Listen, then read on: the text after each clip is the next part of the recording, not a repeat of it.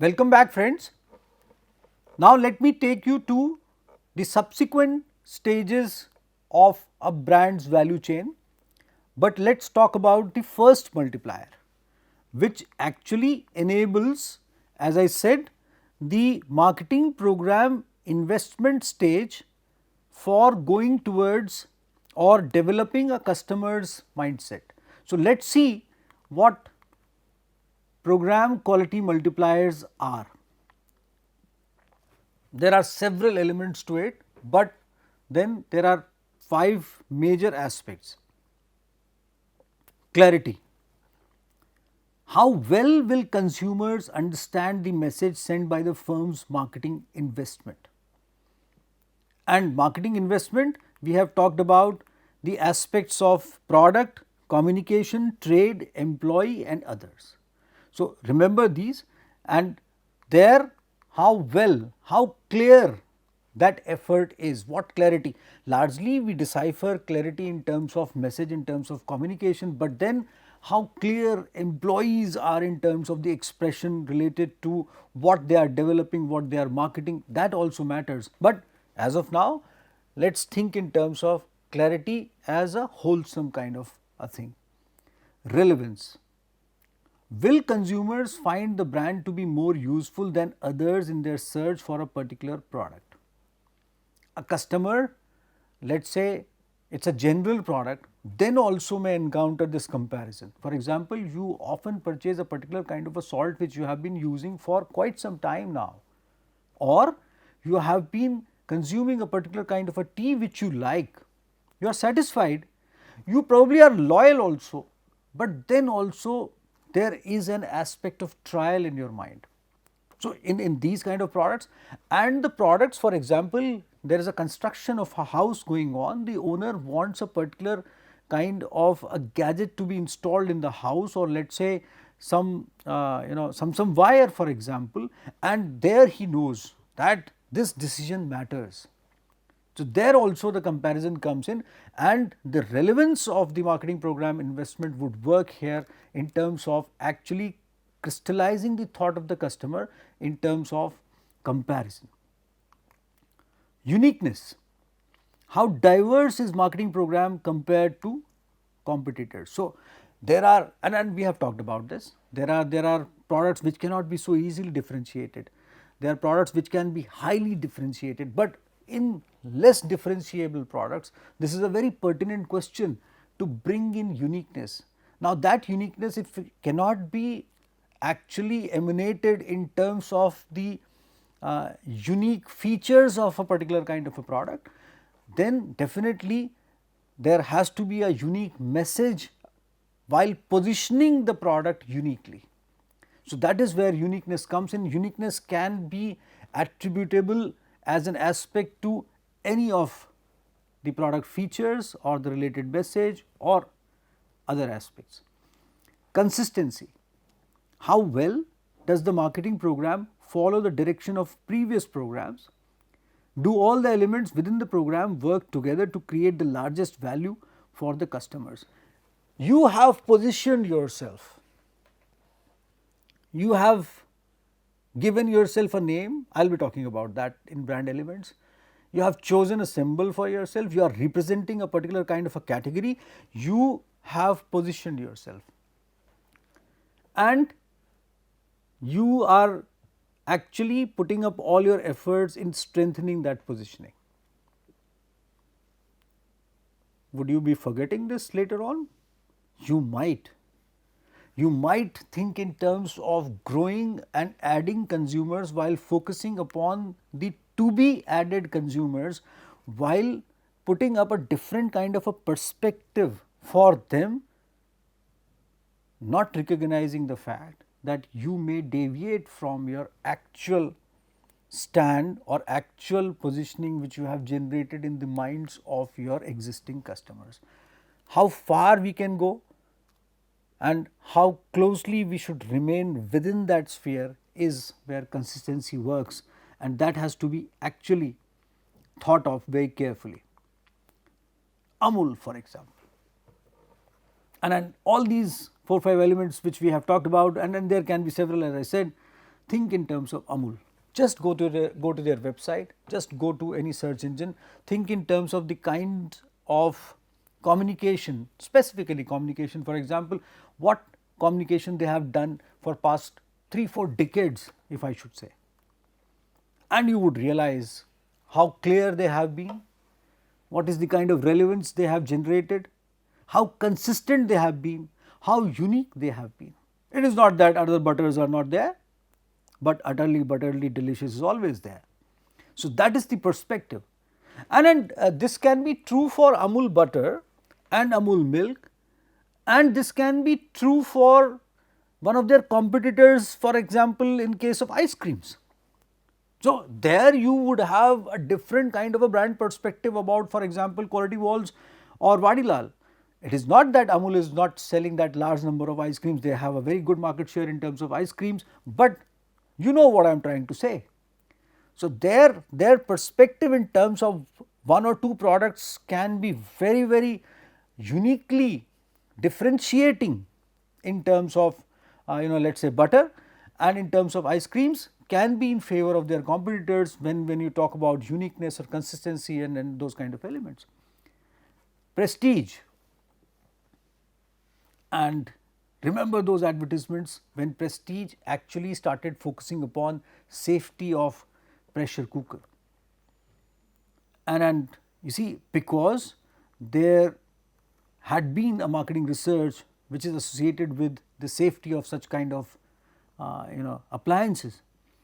Now, here they realize this fact that they have to make their customer understand why should they rely upon the safety aspect of such a gadget or an appliance. Hawkins ki Seeti Baji, remember that, it is a very wonderful campaign, and they came up with a huge kind of a response, they got a huge response from their customers as such. And I remember, I think that was long back, probably I am getting confused between Prestige and Hawkins. There was a very successful campaign wherein Miss Neena Gupta was there in one of the advertisements, and I remember that. You may just surf it and you would realize. Symphony, this is one of my favorites actually. Symphony coolers. You see, India never imagined desert coolers or room coolers apart from being fabricated by a local fabricator.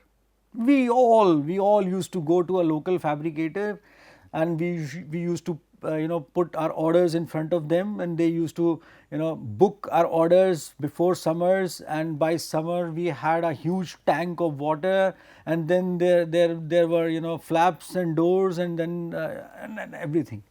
So and then fan was purchased separately, produced by a very renowned kind of a company. Then you had to have a water pump which had to be fitted in external to the cooler and so on. Symphony, why am I demonstrating this in front of you? Because Symphony changed it all.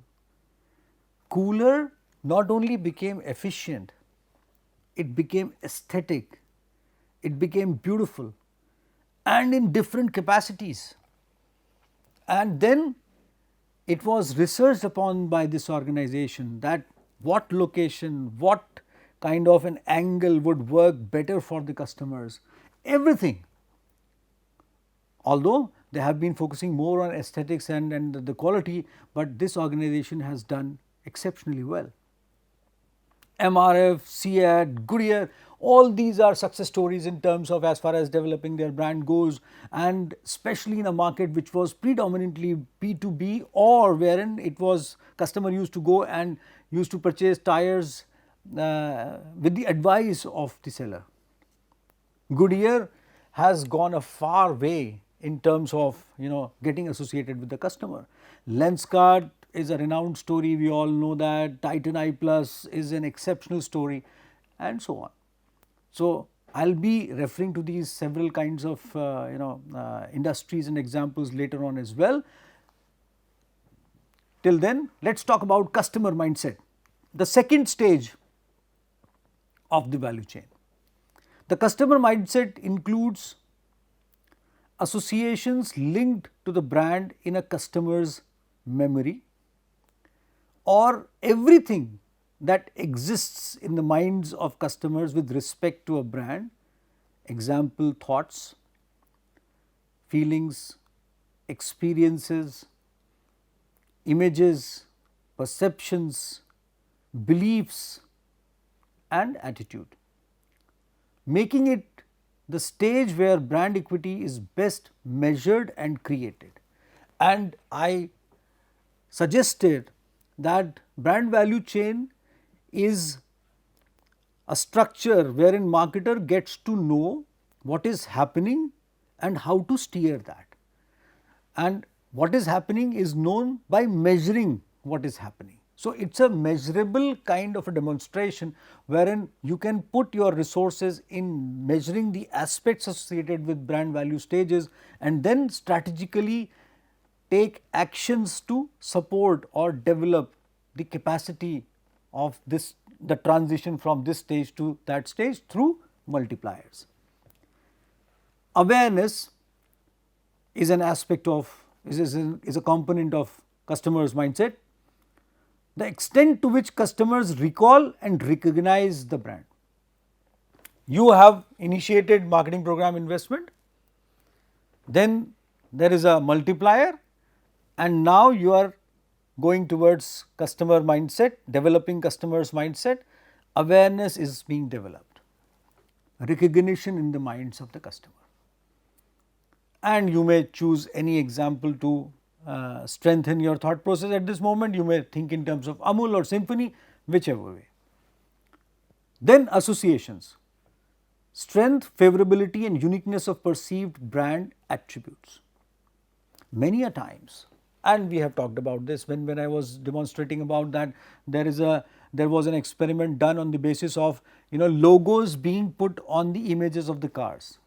So, different response from the different kinds of customers came on as far as the association factor goes, the favorability factor goes. Sometimes I tell you that you are consuming this coffee and you feel happy.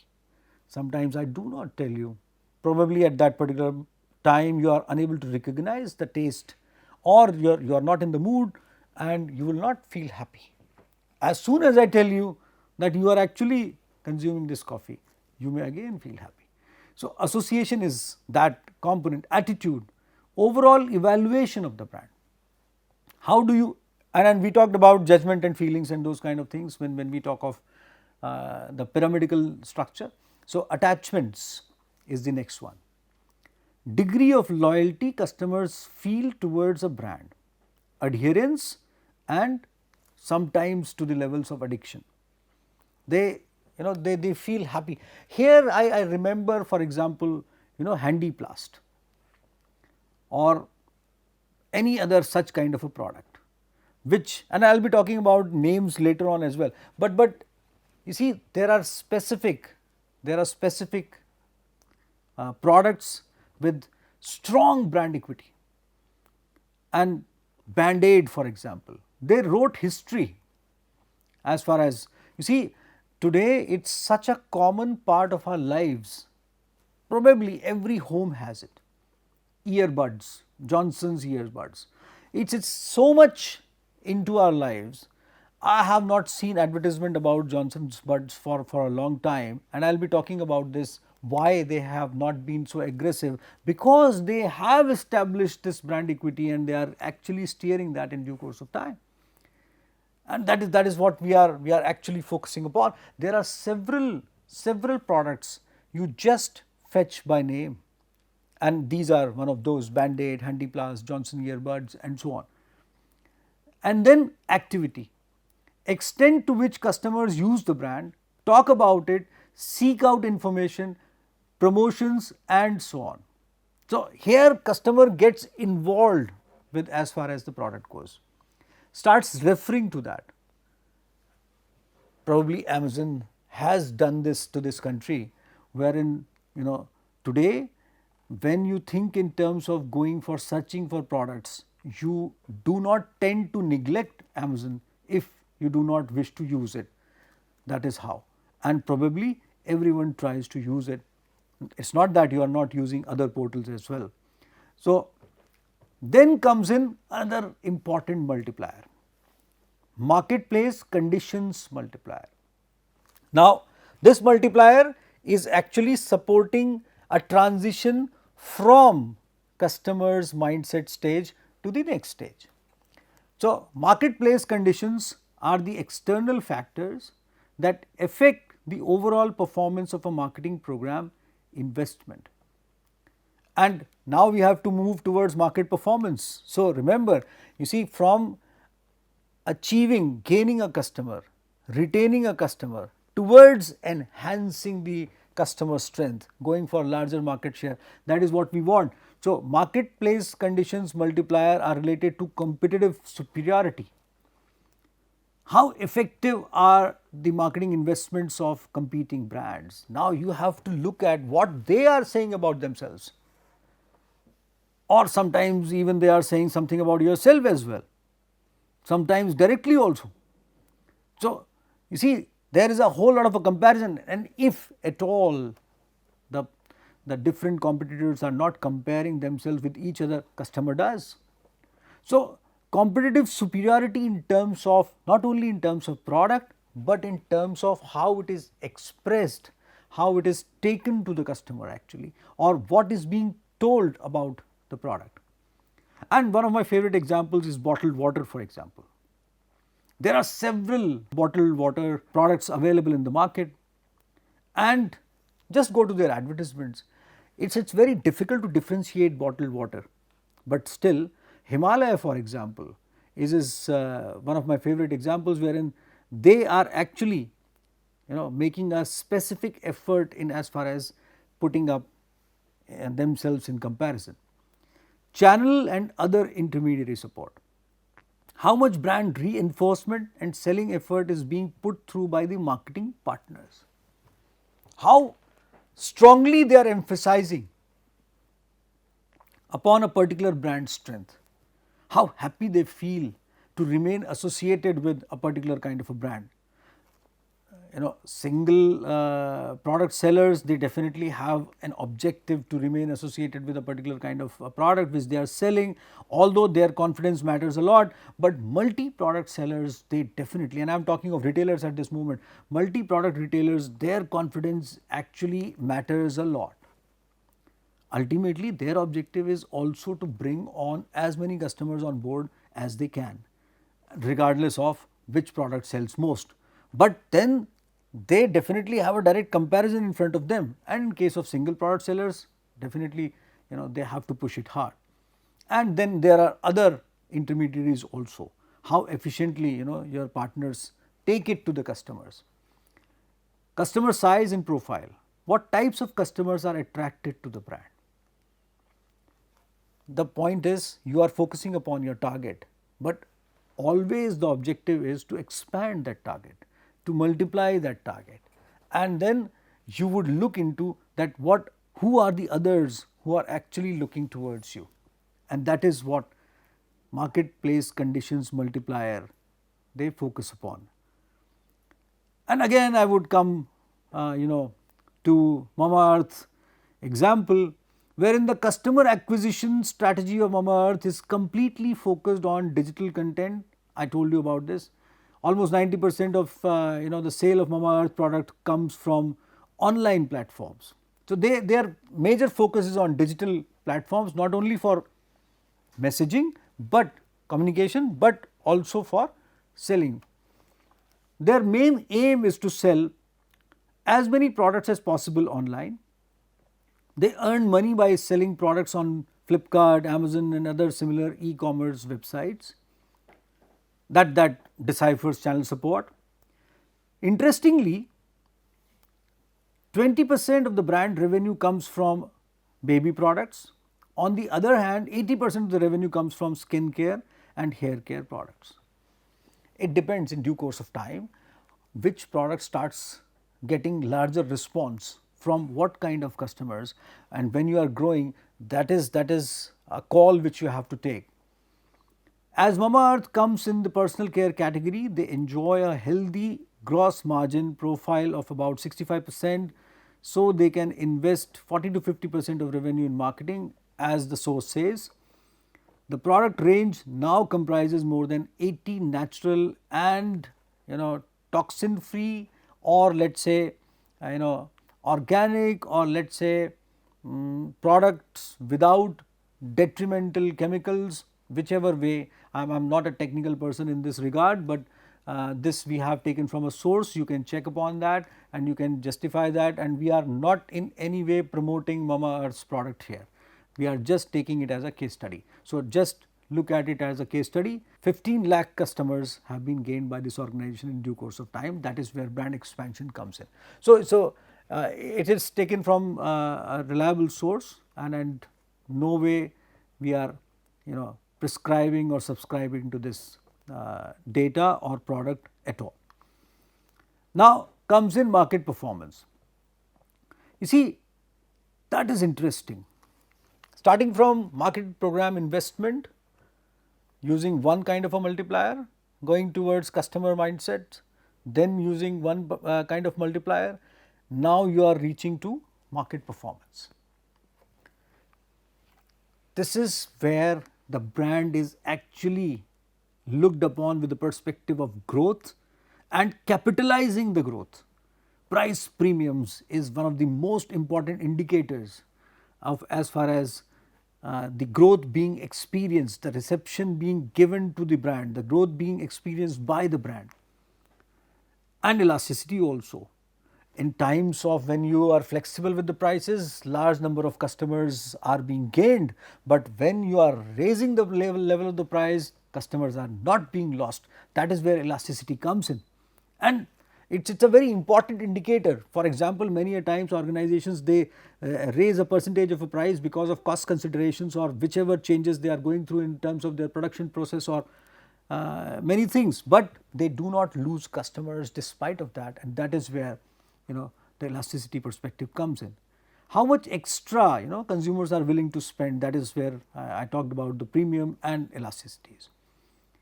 Market share, whether marketing programs are increasing the sales, and especially this has to be monitored in terms of the category growth. For example, a particular kind of a product category is growing by, and that is represented by or should I say a particular kind of an industry is growing, particular kind of products represented by different companies are growing. For example, toothbrush, for example, toothpaste. So any kind of a product is growing wherein different competitors are representing different products and brands. What kind of market share you have, plus along with the growth of the industry as such, the complete category, or I should say one kind of a product by different manufacturers. So, once this number of customers for all the manufacturers is growing, is your number growing proportionately? That is what we have to look at. So, are you retaining your market share proportionately and you are growing within that subsequently? Brand expansion, brand extensions become easier, adds enhancement to revenue systems, cost structures wherein reduced marketing expenditure is there, all efforts are likely to be more effective, same effectiveness can be achieved at lower cost, and overall brand profitability comes in. You see, market performance is related to how profitable is your brand. Borolene, it is one of my favorites, and they have been growing since ever. The cost of marketing has been reduced in due course of time, and especially in terms of marketing communication, and rest you can all decipher if you choose these kind of examples to talk about. Now let us go to shareholders' value. The value a company creates and is reflected in the stock price and dividend dispersed by the company. Many a times you look forward to a new stock to be released by an organization, and again many a times many organizations, they release their IPOs, and there one realizes that what kind of a brand equity they have been actually enjoying. And if you want to go backwards in a retrospective manner, the whole of the value chain would come alive in front of you when you will look at that particular stage of reception being given to that organization in terms of when they float their stock. The fundamental assumption being that the true value of a company is based on the future cash flows. A company that fails to deliver value to the customer is acting against the long term interest of the shareholders. This can be thought of, this is taken verbatim from the source basically, but you see, I would refrain from suggesting that it should be seen as a mathematical kind of an absolute progression. But again, the point is, to maximize the long term interest of the shareholder should be the key, and that is where brand plays a role. So, we should look at it in terms of a positive progression rather than deciphering it in terms of what it should have done and it has not done. We should think in terms of what it can do, what brand potential is, and that I would be talking about in subsequent discussions as well. The three indicators which react positively with an increase in brand value are stock prices or price per earning ratio, market capitalization, and that is a talked about kind of a measure, and you have often heard this term about different kinds of companies. Now comes in investor sentiment multiplier. How much of the value stage from stage 3 brand performance translates to stage 4 shareholders value?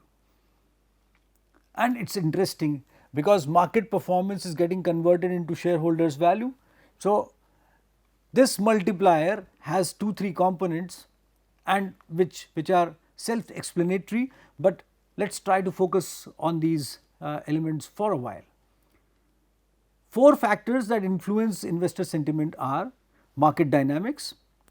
What are the dynamics of the financial markets as a whole, interest rates, investor sentiment, supply of capital and so on. If everything is fine, then definitely that brand perspective which has been developed, the market performance which has been developed in due course of time would work, and customer would look forward towards shareholders value, and this multiplier would enhance that transition. Growth potential. What is the growth potential or prospects for brand and the industry in which it operates? Customer definitely looks for these kind of things, and if these kind of things are supportive of the transition from stage 3 to stage 4, then definitely it would be a speedy progress. For example, how helpful are the facilitating factors and how inhibiting are the hindering external factors that make up the firm's economic, social, physical and legal environment. Risk profile. What is the risk profile for the brand? How vulnerable is the brand to those facilitating and inhibiting factors we have just mentioned, and there are several other environmental factors also. You see, that is where the brand strength comes into play. A brand which is performing exceptionally well will have easy transition towards developing shareholders value. And the last element as far as investor sentiment multiplier goes, brand contribution. How important is the brand to the firm's brand profile? The point is, firm may have different brands with them, and if all of their brands are represented by their own name, still which of the product matters to them a lot, and that is where the main key element actually evolves.